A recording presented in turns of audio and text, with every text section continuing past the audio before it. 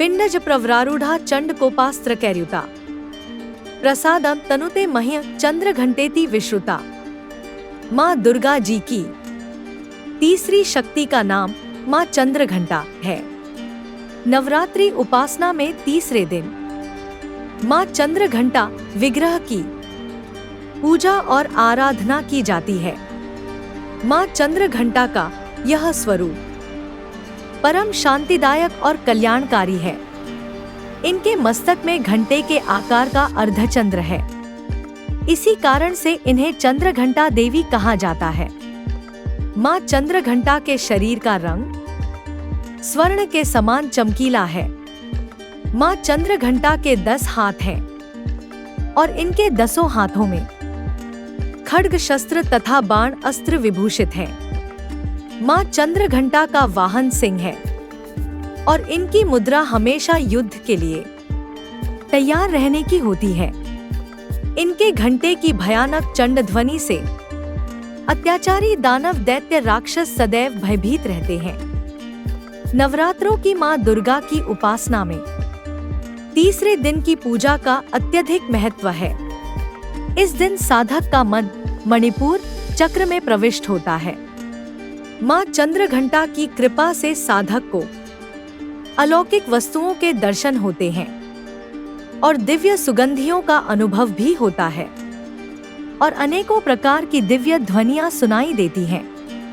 यह समय साधक के लिए अत्यंत सावधान रहने के लिए होता है।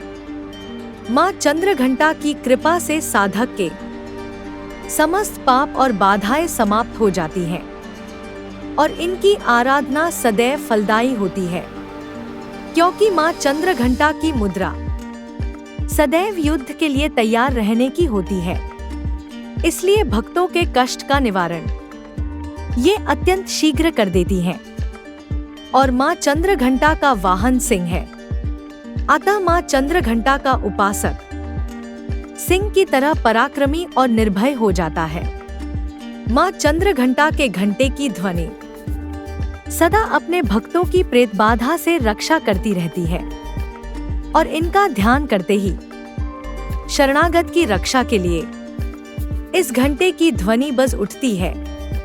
दुष्टों का दमन और विनाश करने में सदैव तत्पर रहने के बाद भी माँ चंद्र घंटा का स्वरूप साधकों के लिए अत्यंत सौम्यता एवं शांति से परिपूर्ण रहता है।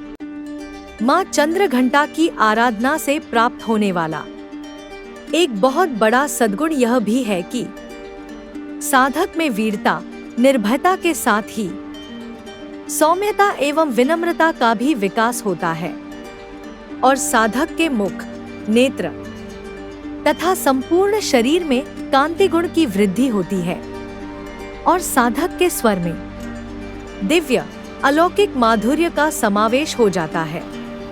माँ चंद्र घंटा के भक्त और उपासक जहाँ भी जाते हैं लोग उन्हें देखकर शांति और सुख का अनुभव करते हैं।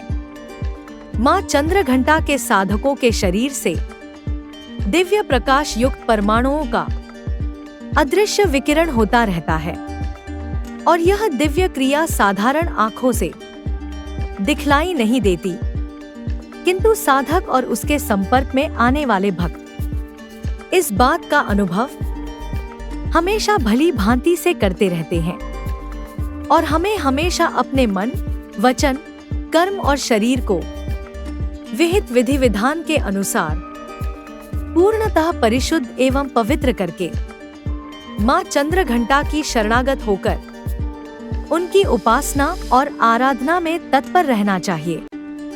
माँ चंद्र घंटा की उपासना से हम समस्त सांसारिक कष्टों से विमुक्त होकर सहज ही परम पद के अधिकारी बन सकते हैं और हमें निरंतर माँ चंद्र घंटा के पवित्र विग्रह को ध्यान में रखते हुए साधना की ओर अग्रसर होने का प्रयत्न करते रहना चाहिए। कथा अच्छी लगे तो लाइक शेयर सब्सक्राइब कीजिएगा।